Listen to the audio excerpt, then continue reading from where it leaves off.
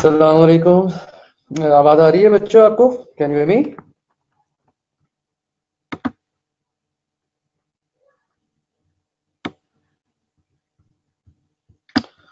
Okay great, welcome back. Perception का topic हमने start किया था। अच्छा, मुझे माइंड मैप्स का आप लोगों ने कहा था, मैं इंशाल्लाह माइंड मैप्स आज शाम तक आपको या रात तक भिजवा दूंगा। मैंने कुछ बना लिए हैं, जो रह गए बनाने। Second, third chapter, fourth, fifth chapter और 11 चैप्टर, ठीक है। सिक्स का मैंने आपको बना के दे दिया है, बाकी भी इंशाल्लाह मैं बना के इकट्ठे ही आपको व्हाट्सएप पे भेज दूंगा। I will do that. हमने परसेप्शन को डिस्कस करना शुरू किया था। We defined the basic concept of behaviour. हमने बिहेवियर के बुनियादी कॉन्सेप्ट को डिफाइन किया था। बिहेवियर क्या होता है, हमने इंडिविजुअलिटी की बात की थी, हमने पर्सनालिटी की बात की थी, हमने साइकोलॉजिकल एग्रीमेंट की बात की थी। ये सारे शॉर्ट क्वेश्चंस हैं, एक दो दो नंबर के पेपर के पॉइंट ऑफ व्यू से। We talked about these points.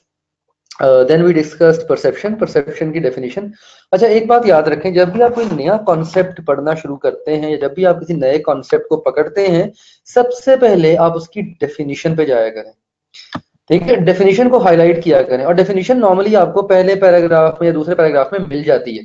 For example, heading 1.1 में परसेप्शन डिफाइन की जा रही है सेकंड सेंटेंस के अंदर। डेफिनेशन किसी भी कॉन्सेप्ट की सबसे पहले पकड़नी है आपने, ये बात याद रखिएगा पढ़ते हुए, क्योंकि जब तक आप किसी कॉन्सेप्ट को डिफाइन करना नहीं सीखेंगे, आप उसे इलेबोरेट नहीं कर पाएंगे। Until or unless you are able to define a concept, you will not be able to elaborate it. उसे आप elaborate नहीं करेंगे, ठीक है ना। तो परसेप्शन की डेफिनेशन आपको मिल रही है यहाँ पे। Perception is a process through which we organize and interpret sensory impression in order to give a meaning to the outside world. हम क्या करते हैं, हम अपने आउटसाइड वर्ल्ड को एक सेंसरी इंप्रेशन देते हैं, ठीक है, और उससे हम एक मीनिंग इंटरप्रेट करते हैं। ये हमने बात की थी कि हर इंसान का जो थॉट प्रोसेस है वो डिफरेंट होता है, ठीक है, और वो डिफरेंट थॉट प्रोसेस जो होता है उसका, वो उसकी जो ओवरऑल अंडरस्टैंडिंग है ऑब्जेक्टिव रियलिटी की, उसको अफेक्ट करता है, ठीक है ना। So every person has a different thought process, ठीक है। Just a moment, I will be back.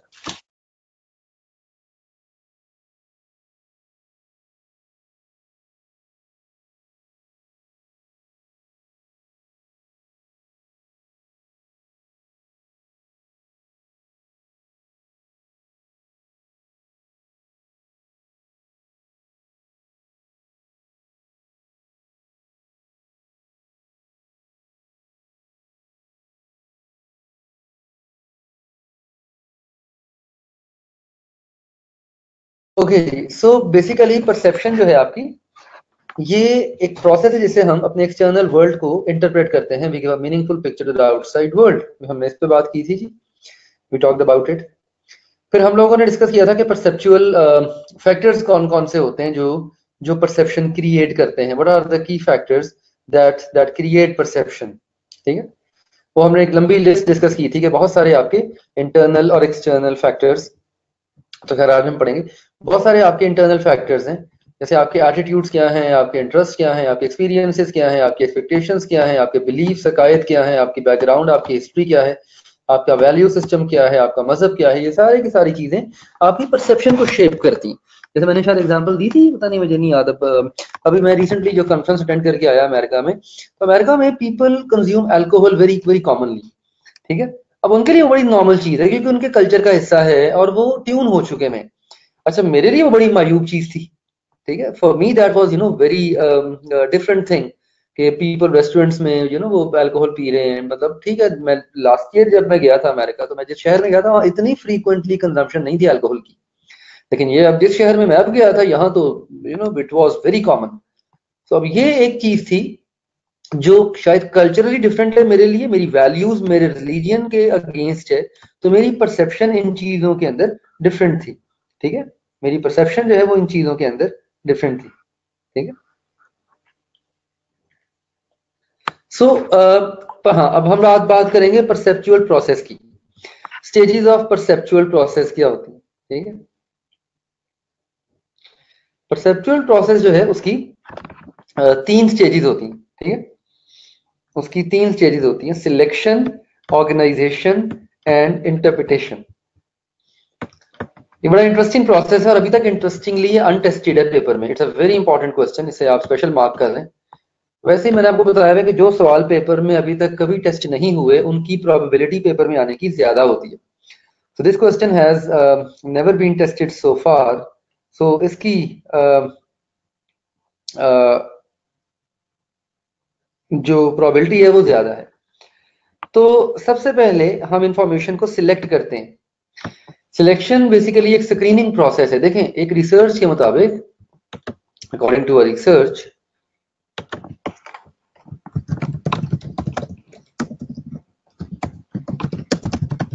एक रिसर्च के मुताबिक a human mind is bombarded by hundreds of information sources at a time, ठीक है, but we never get attentive to all the informations. ऐसा कभी हुआ है? हम कभी भी हर किस्म की इंफॉर्मेशन को अटेंटिव नहीं होते। इस वक्त फॉर एग्जांपल आप अपने इर्द गिर्द देखें तो इस वक्त आपके इर्द गिर्द बीसियों इंफॉर्मेशन सोर्सेज हैं। मैं बोल रहा हूं, ठीक है, आपको मेरी आवाज आ रही है, ये इंफॉर्मेशन सोर्स है। आपके इर्द गिर्द कोई आपका बहन भाई गुजर रहा है, आप जिस जगह पे बैठे हुए हैं वहां पे आपका कंप्यूटर है, आपका मोबाइल फोन है, उस पर कोई व्हाट्सएप मैसेज पॉपअप हो रहा है, किसी आपके कमरे में लाइट जल रही है, आपके सामने अलमारी है, आपके इर्द गिर्द वॉल क्लॉक लगा हुआ है। इतनी सारी इंफॉर्मेशन सोर्सेज हैं जो आपकी तवज्जो को कैप्चर करने की कोशिश कर रही होती है। ऐसा ही होता है ना, एक वक्त में हमारा माइंड जो है वो बेशुमार किस्म की इंफॉर्मेशन सोर्सेज की तरफ जाने की कोशिश कर रहा होता है, लेकिन हम हमेशा वही इंफॉर्मेशन सिलेक्ट करते हैं जो या हमारे इंटरेस्ट की होती है या जो हमारे बिलीफ सिस्टम के अकॉर्डिंगली होती है। ठीक है, हम अनकंफर्टेबल इंफॉर्मेशन को स्क्रीन आउट कर देते हैं। हम ऐसी इंफॉर्मेशन जो हमारे इंटरेस्ट की नहीं होती हम उसको स्क्रीन आउट कर देते हैं। That's a very common thing and that is very simple concept. ठीक है, तो इंसान इंफॉर्मेशन जो रिसीव करता है वो अपनी बेसिक सेंसेस से करता है, sense of touch, taste, sight, sound and smell. ठीक है, और इन सारी सेंसेस से हासिल होने वाली इंफॉर्मेशन आप सिलेक्ट कर रहे होते हैं, ठीक है, उसको स्क्रीन करने के बाद। नाउ अच्छा, इंफॉर्मेशन सोर्सेज जो है वो सारे एक जैसी रिसीव करते हैं। इंफॉर्मेशन सोर्सेज जो है वो सबको एक जैसी जाती हैं। मैं बोल रहा हूं और मेरी आवाज सबके कानों में एक जैसी जा रही है, लेकिन वो इंफॉर्मेशन जब आपके माइंड में ऑर्गेनाइज होगी ताकि आप उसमें से कोई सेंस बनाएं, तो वो जो ऑर्गेनाइजेशन का जो प्रोसेस है और जो प्रोसेस है इंटरप्रिटेशन का, ये सबका मुख्तलिफ है। Everybody will go through a different process of organization. Everybody will have a different arrangement of information which you are gaining from the stimuli. Stimuli क्या है? आपकी sense of hearing, ये stimuli है। मेरी आवाज आपको stimulate कर रही है ना, तो आपकी sensory senses जो information आप तक पहुंचा रही हैं through a stimuli, उसको आप arrange करेंगे अपने mind में so that you can make some sense out of it. Now this organization may vary for every person. And then you will interpret the information. आप उसे इंटरप्रेट करेंगे। Interpret करने का मतलब होता है नतीजा या मतलब अखज करना। इंटरप्रेट का मतलब होता है मतलब निकालना। फिर जब आप इंटरप्रेट करेंगे तो जो उसका फाइनल मीनिंग होगा that is going to be entirely different for everybody. हमारी इंटरप्रिटेशन सब्जेक्टिव होती हैं which are based on our values, beliefs, expectations, needs, involvement and other personal factors. और चूंकि हर इंसान के पर्सनल फैक्टर्स वेरी करते हैं तो हर इंसान की परसेप्शन भी वेरी करेगी। हर इंसान के पर्सनल फैक्टर्स वेरी करते हैं और हर इंसान की जो नीड है वो भी वेरी करेगी। ठीक है,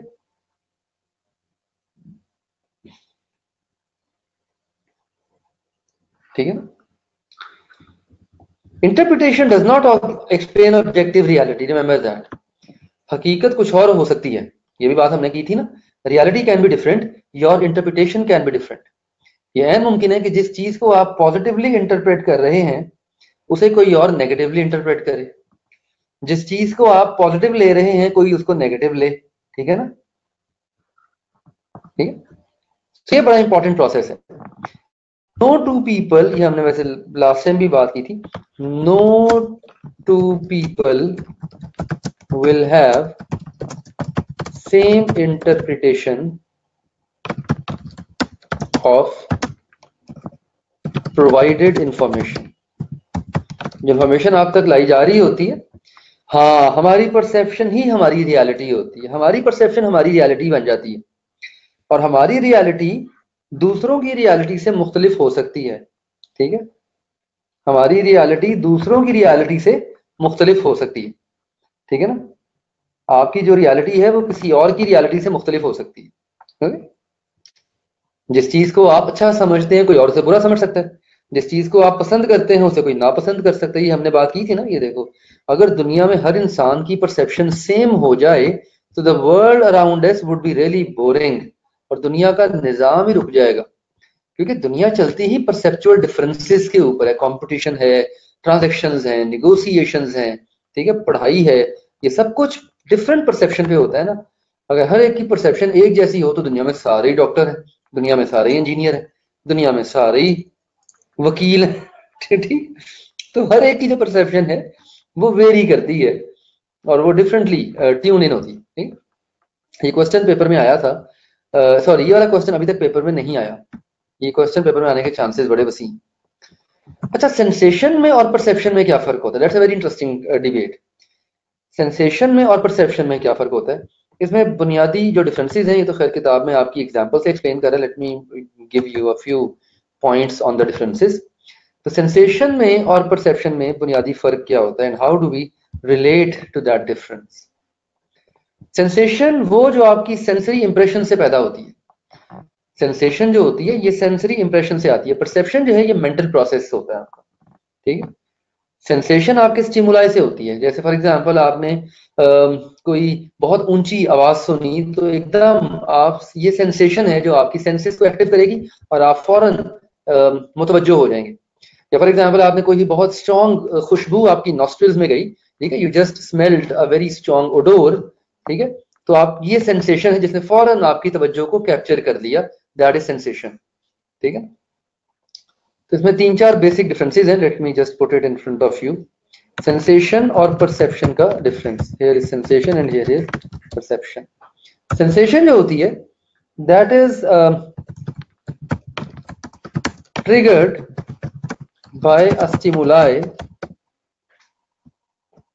stimulus and captures our basic senses, ठीक है। on the other hand perception is a thought process, ठीक है, perception एक thought process है, ठीक है, it's a thought process. sensation is limited in its scope. Sensation का जो स्कोप है वो लिमिटेड होता है, महदूद होता है। Perception is unlimited in its scope. Perception का जो स्कोप है वो अनलिमिटेड होता है, इसका स्कोप महदूद नहीं होता। अजान सुनने 2 मिनट दीजिएगा please.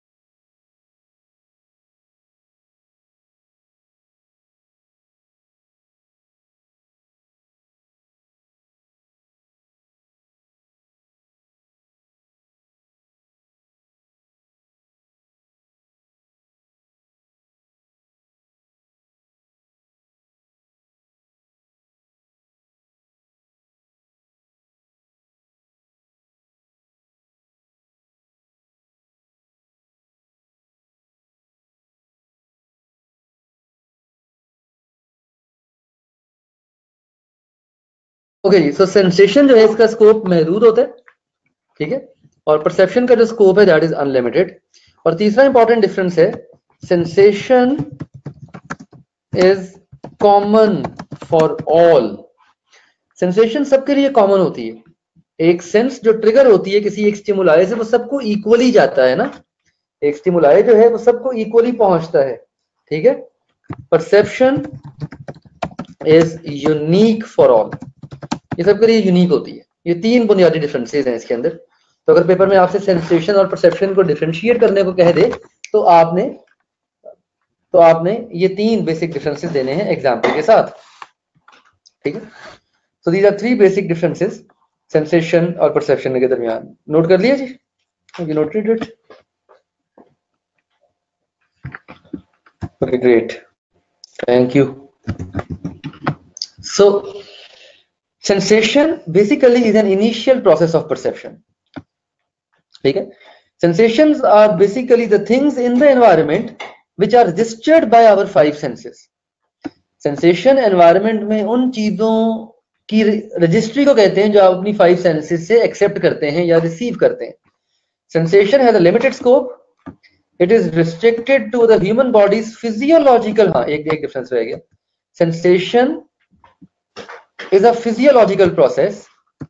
Sensation is a physiological process. Perception is a psychological process. Perception is a psychological process. ये एक और डिफरेंस है। Perception psychological है, sensation physiological है, ठीक है, ये एक और डिफरेंस है। तो sensation जो है ये आपके physiological process है which only involve your 5 senses. However, there are infinite number of ways in which individuals may perceive the same information that was sensed through the 5 senses. वो इंफॉर्मेशन जो आप मल्टीपल सेंसेस से sense कर रहे हैं वो मुख्तलिफ लोग मुख्तलिफ वे में परसीव कर सकते हैं, ठीक है। वो मुख्तलिफ लोग जो हैं वो मुख्तलिफ वेज में परसीव कर सकते हैं, ठीक है। इसकी कुछ एग्जांपल्स देखें, ये बड़ी अच्छी एग्जांपल्स हैं। Someone makes a comment that they think it's funny. आपने एक दोस्तों में आप बैठे हुए हैं, you are sitting in a group of friend and you crack the joke. आपने फॉर एग्जांपल एक जोक सुनाया शेखों के ऊपर। अब बाकी दोस्त तो बड़ा एंजॉय करेंगे, शेख साहब बुरा मान जाएंगे, ठीक है ना। That is a different perception, ये एक मुख्तलिफ परसेप्शन कहलाएगी कि something which is funny for one will be offensive for the other, ठीक है। Two people share the same food dish, दो लोग एक ही फूड डिश खाते हैं, one person would like it and one person would simply reject it, ये भी परसेप्शन है। आपका अपना रिलीजियन, आपकी अपना टेस्ट, आपका अपना पास्ट एक्सपीरियंस, ये आपकी परसेप्शन को बिल्ड करेगा कि एक बंदे को वो खाना बहुत पसंद आएगा और एक बंदा जो है उसको सिरे से रिजेक्ट कर देगा, ठीक है। म्यूजिक टेस्ट, दो लोग एक ही पीस ऑफ म्यूजिक सुनते हैं but one person would find it very soothing, very Kameng and the other person would find it very disturbing, ठीक है। दो लोग एक ही म्यूजिक सुनते हैं, एक बंदे को वो म्यूजिक बड़ा पसंद आएगा और एक को वो म्यूजिक बिल्कुल पसंद नहीं आएगा। When moving towards a building or when moving far away from a building, आप जब किसी बिल्डिंग की तरफ मूव करते हैं, जब आप किसी बिल्डिंग से दूर जाते हैं तो आपकी साइट में वो बिल्डिंग बड़ी या छोटी हो रही होती है ना, ठीक है। ये आपकी परसेप्शन आपको बता रही है कि it's the same building and it does not changes in its actual size, लेकिन आपकी सेंसेस में वो बिल्डिंग का साइज चेंज हो रहा है, ठीक है। ये ऐसे ही है जैसे हम अक्सर बड़े अपना रूटीन लाइफ में कुछ कमेंट्स यूज करते हैं ना। फॉर एग्जांपल हम कहते हैं कपड़े छोटे हो गए, है ना। कपड़े नहीं छोटे होते, बच्चे बड़े हो जाते हैं, कपड़े उतने ही रहते हैं। हाँ, किड्स आउटग्रो। अच्छा, फिर हम कहते हैं ओके घर आ गया, किसी घर नहीं आता, एक्चुअली आप घर पहुंच जाते हैं किसी। तो हमारी जो परसेप्शन है वो कुछ और है और जो सेंसेशन है वो कह रही है कि घर आ गया, लेकिन घर नहीं आया, आप घर पहुंचे है ना। कपड़े नहीं छोटे हुए, आप बड़े हो जाते हैं। वैसे तो माशाल्लाह सारे बड़े बड़े हो चुके हैं, मजीद कितना बड़ा होना है आपने। लेकिन अगर हम बच्चों के कॉन्टेक्स्ट में बात करें तो बच्चों के कॉन्टेक्स्ट में हम ये कहते हैं ना, अक्सर ये बात होती है ना कि कपड़े छोटे हो गए हैं, घर आ गया है। या अक्सर जब आप किसी दूसरे शहर ट्रेवल करते हैं तो कहते हैं लाहौर आ गया है ना। लाहौर नहीं आता, आप लाहौर पहुंच जाते हैं। Isn't it? Is it so? है ना। अच्छा, एक वर्क एनवायरनमेंट के अंदर परसेप्चुअल डिफरेंस क्या होता है? A manager may perceive a financial result as highly favourable. एक मैनेजर एक फाइनेंशियल रिजल्ट को बड़ा फेवरेबल समझता है, लेकिन हो सकता है वही रिजल्ट किसी दूसरे मैनेजर के लिए एक डिजास्टर हो। ठीक है, यानी आपने फॉर एग्जांपल एक टारगेट दिया अपने एम्प्लॉय वो टारगेट अचीव करके बड़ा सेटिस्फाई हो गया, लेकिन हो सकता है कि वो जो मैनेजर है वो डिससेटिस्फाई हो उस टारगेट को अचीव करके। वो मैनेजर जो है वो उस टारगेट से वो उसको डिससेटिस्फैक्शन क्रिएट करे। हमारी जो ये बड़ा इंपॉर्टेंट क्वेश्चन है, पेपर में एक दफा आ चुका है, it's a very important question. Perceptual selectivity का सवाल आया था पेपर में। इट अपेयर्ड इन ये आया था जी मार्च 2016 की अटेम्प्ट में, क्वेश्चन नंबर 9 का पार्ट ए था। मार्च 2016 की अटेम्प्ट में क्वेश्चन नंबर 9 का पार्ट ए था।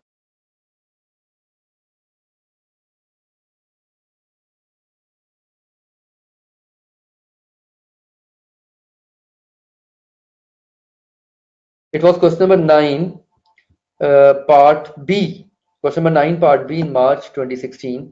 शॉर्ट क्वेश्चन था 4 नंबर का। अभी डिस्कस करते हैं क्वेश्चन। परसेप्चुअल सिलेक्टिविटी को हम डिफाइन करते हैं basically that how and why individuals only select a couple of improvements out of numerous upgrades that they experience at some random time।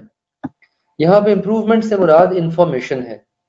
यहाँ पे अभी कह सकते हैं कि इंप्रूवमेंट से मुराद इंफॉर्मेशन है। 2 से 3 एग्जांपल्स बहुत है। अगेन डिपेंड करता है मार्क्स कितने पूछे गए हैं, ठीक है।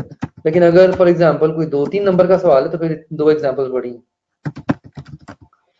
आपके इर्द गिर्द बहुत सारी चीजें चेंज हो रही है ना, आपके इर्द गिर्द बहुत सारी इंफॉर्मेशन जो है वो एग्जिस्ट कर रही है, लेकिन हम उन सारी इंफॉर्मेशन या सारी इंप्रूवमेंट्स में से सिर्फ कुछ इंफॉर्मेशन या कुछ अपग्रेड्स को एड्रेस करते हैं which are more aligned with our interest, which fits better with our experience, which is aligned with our habits।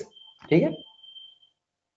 perceptual selectivity is affected by interior and outside components।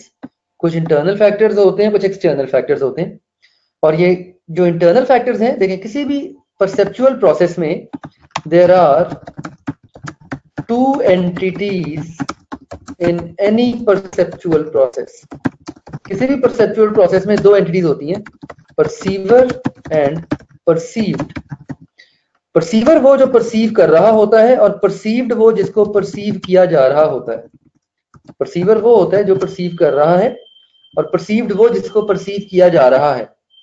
For example आप TV देख रहे हैं और TV पे कोई talk show देख रहे हैं, आप परसीवर हैं और वो टॉक शो जो इंफॉर्मेशन आप तक पहुंचा रहा है, वो जो पार्टिसिपेंट उस टॉक शो में कंट्रीब्यूट कर रहा है, वो परसीव्ड है। ठीक है। तो किसी भी इंफॉर्मेशन के अंदर परसीवर और परसीव्ड 2 रोल्स होते हैं। परसीव्ड के जो फैक्टर्स हैं इन्हें हम एक्सटर्नल फैक्टर्स कहते हैं, परसीव्ड के फैक्टर्स को हम एक्सटर्नल फैक्टर्स कहते हैं और परसीवर के फैक्टर्स को हम इंटरनल फैक्टर्स कहते हैं। परसीवर के फैक्टर्स इंटरनल फैक्टर्स कहलाते हैं और परसीव्ड के जो फैक्टर्स हैं ये एक्सटर्नल फैक्टर्स कहलाते हैं।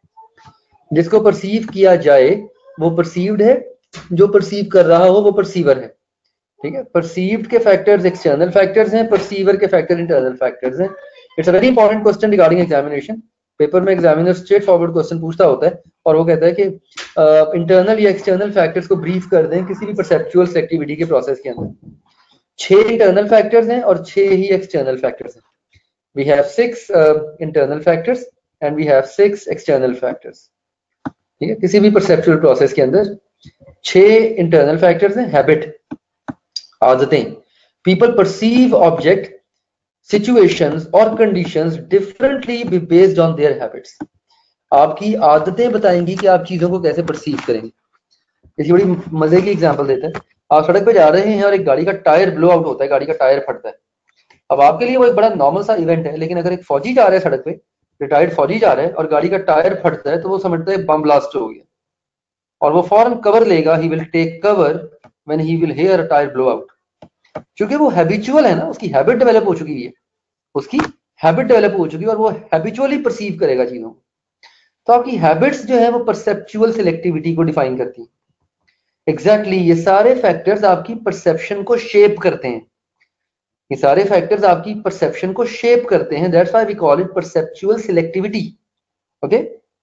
आपकी पर्सनैलिटी है, हर इंसान की परसेप्शन उसकी पर्सनैलिटी से डिफाइन होती है। The personality of the perceiver and the personality of the stimulator और द परसीव्ड। अगर आप किसी इंसान को परसीव कर रहे हैं तो उसकी भी पर्सनैलिटी और आपकी अपनी पर्सनैलिटी आपकी परसेप्चुअल प्रोसेस को इम्पैक्ट करेगी।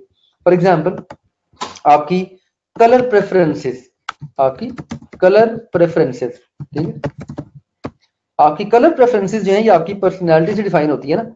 बाज लोगों को रेड कलर पसंद है, बाज को ब्लू कलर पसंद है, बाज को ब्लैक कलर पसंद है, बाज को व्हाइट पसंद है। इसी तरह आपकी फॉर एग्जाम्पल क्लॉथ प्रेफरेंसेस, आप पहनने में क्या पसंद करते हैं, ये भी आपकी पर्सनैलिटी डिफाइन करती है ना। आपका जेंडर, आपका ड्रेस सेंस, आपकी रेस, आपकी एज, ठीक है। Like for example, if you are into now some older age, so you would prefer a different set of clothing। और अगर आप यूथ में हैं तो आपकी जो क्लॉथिंग है वो डिफरेंट होगी। तो पर्सनालिटी आपके पहनने ओढ़ने को भी डिफाइन करती है, पर्सनालिटी आपकी परसेप्शन को शेप करती है। आपका इंटरेस्ट क्या है और आपकी मोटिवेशन क्या है। People only address to that information, people only address to that information which fits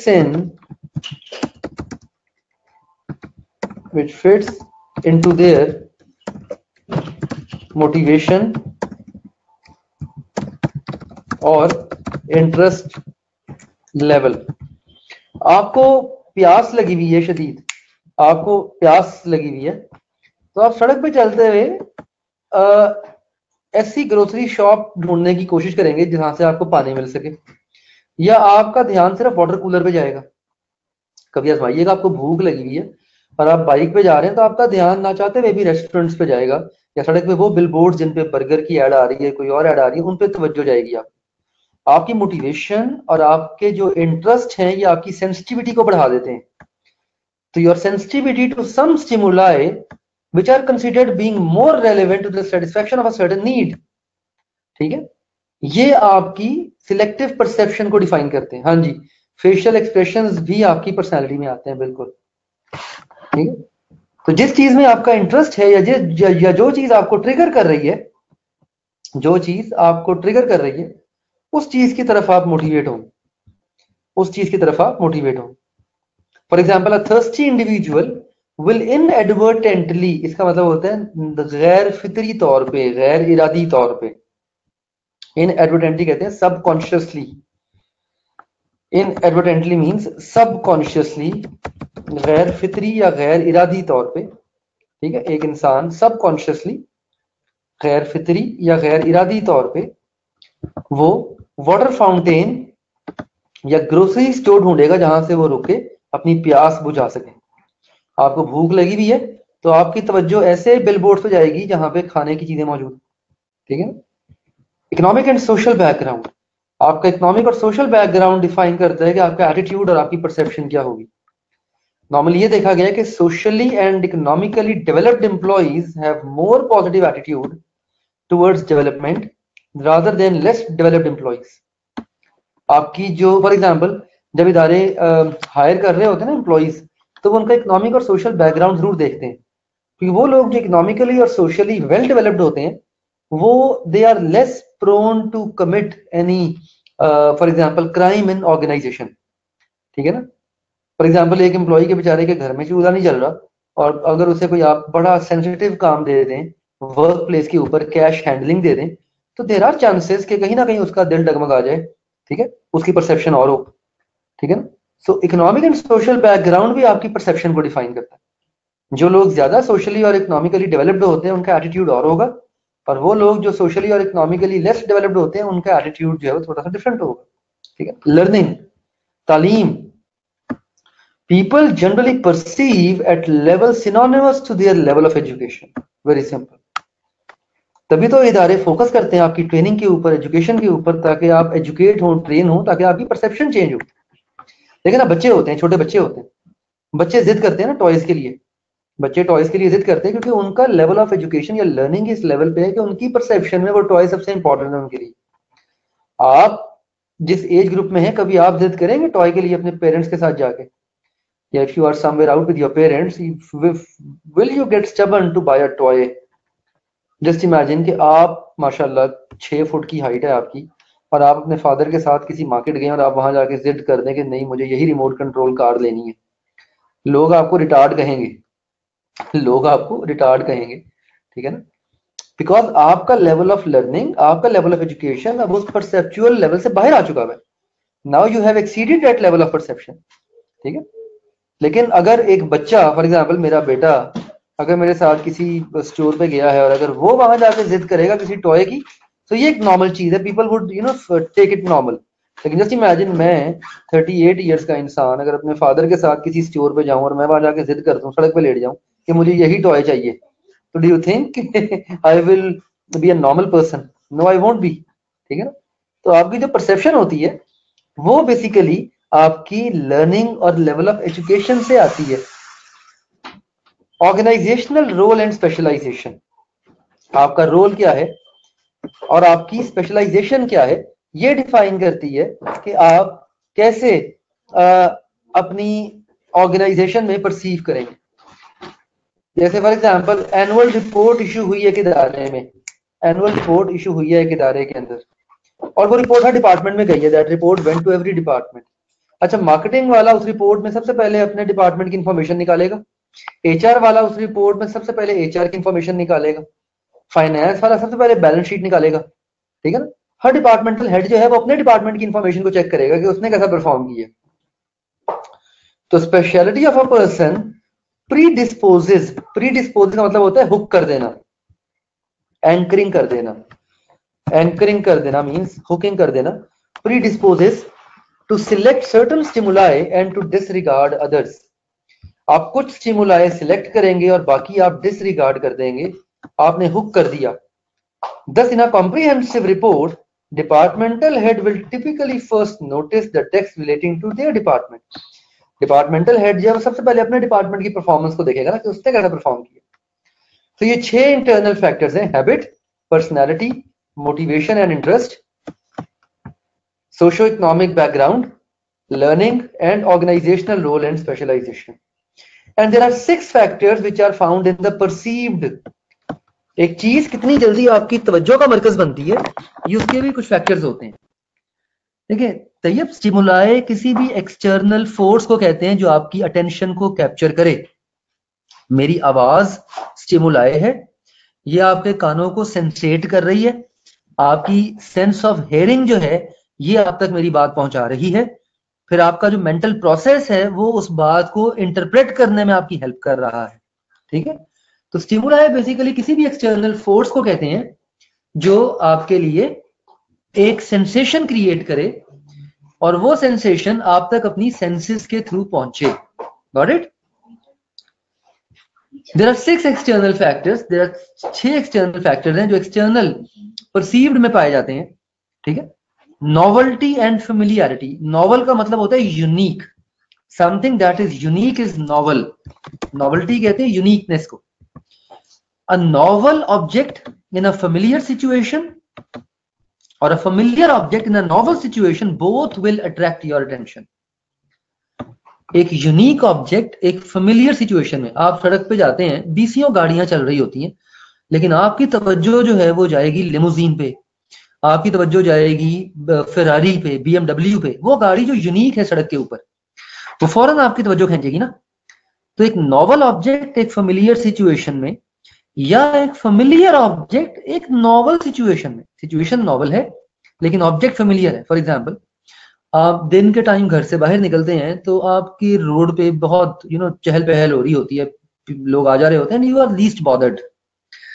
वही आप हैं, आप रात के 2 बजे घर से बाहर निकले हैं और आपके पास से 2 बंदे गुजरे तो आप थोड़ा सा सहम जाते हैं, ठिठक जाते हैं कि यार ये ऐसे मुझे गन पॉइंट पे मुझे रॉब ही ना कर लें। अब ऑब्जेक्ट जो है वो फेमिलियर है लेकिन सिचुएशन नॉवल है, तो फौरन आपकी तवज्जो अट्रैक्ट हो जाएगी। एक नॉवल ऑब्जेक्ट एक फेमिलियर सिचुएशन में या एक फेमिलियर ऑब्जेक्ट एक नॉवल सिचुएशन में, दोनों केसेस में आपकी अटेंशन को कैप्चर कर लेता है। मोशन, मोशन कहते हैं मूवमेंट को। नॉर्मली स्टैटिक ऑब्जेक्ट तवज्जो नहीं खींचते, मूविंग ऑब्जेक्ट तवज्जो खींचते। Individual attend to the object which are in the field of vision that are continuously changing. वो ऑब्जेक्ट जो चेंज हो रहे होते हैं वो आपकी फील्ड ऑफ विजन में ज्यादा अट्रैक्शन कैप्चर करते हैं, as compare to those object जो आपकी फील्ड ऑफ विजन में स्टैटिक होते हैं। इसकी बेस्ट एग्जांपल है हंटर्स की। शिकारी जब शिकार कर रहा होता है तो वो कितना मोशनलेस बैठा होता है कि वो जैसे ही हल्का सा हिलता है फौरन परिंदा उड़ जाता है, या हल्का सा हिलता है तो फौरन हिरन भाग जाता है। इसी तो हंटर्स जो है they have to remain motionless when they are attempting to catch a pray.